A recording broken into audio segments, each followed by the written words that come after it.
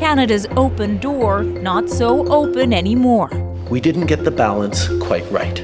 The Prime Minister says post-pandemic immigration was too high, so the feds are cutting back, leaving temporary workers and students in limbo.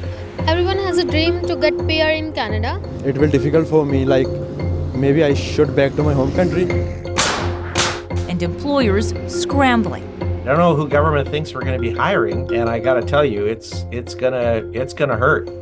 This is a big change. The federal government plans to reduce permanent immigration into Canada by 20% in the next 3 years. Here's what that'll look like. Next year, the target for permanent residents will go down from 500,000 to 395,000, 380,000 in 2026, and even more than that the next year. The rules are also tightening for students and for temporary workers. All of which we are implementing with a single aim: stabilize our population growth to give all levels of government time to catch up.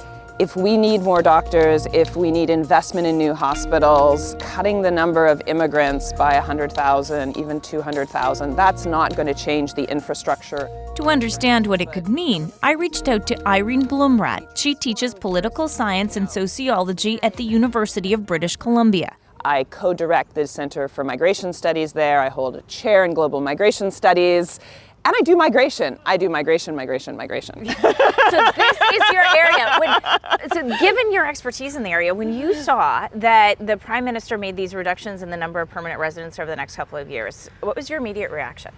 I mean, my immediate reaction was probably something that anybody, even people without a PhD, are going to think: he's not doing well in the polls.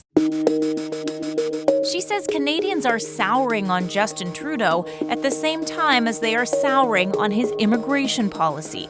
A recent poll from Environics suggests the majority of Canadians now believe there is too much immigration in Canada.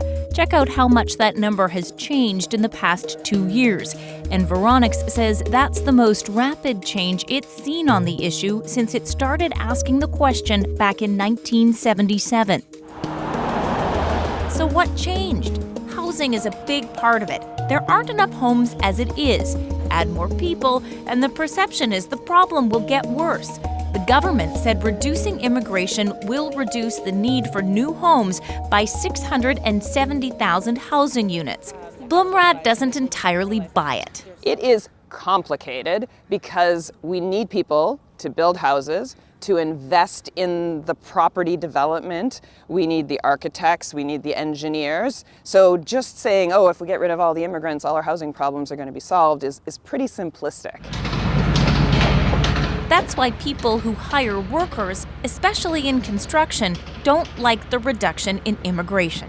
Yeah, it was shocking. It just seems just crazy, to be honest. It's just not thought out. Jenny McCahill is a Vancouver immigration consultant. She worries the new changes will make it difficult for her clients to hire foreign workers and that workers who are here may go home.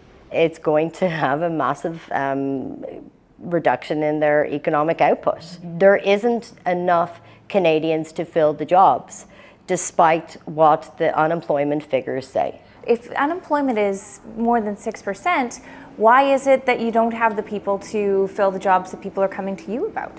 Because the unemployment figures are just numbers on a page. 6%, what does that mean? It's just a number. But if you look at specific sectors, where is the need? Where is the drive? Like, we do not have enough construction workers in Canada. We don't have enough healthcare workers in Canada. Blumrad says the policy changes could create a new problem. People who are here with temporary status, who don't qualify for the reduced number of permanent resident spots, may stick around illegally.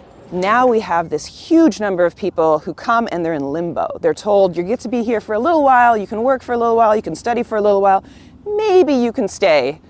And then, how many are going to stay? Do we have enough spots for all of them? What the Liberals are doing is, and Justin Trudeau is doing, is acknowledging that he messed up. The government's change has not silenced its critics. Trudeau's last-minute, pre-election reversal cannot be believed. He can't fix the immigration system that he broke.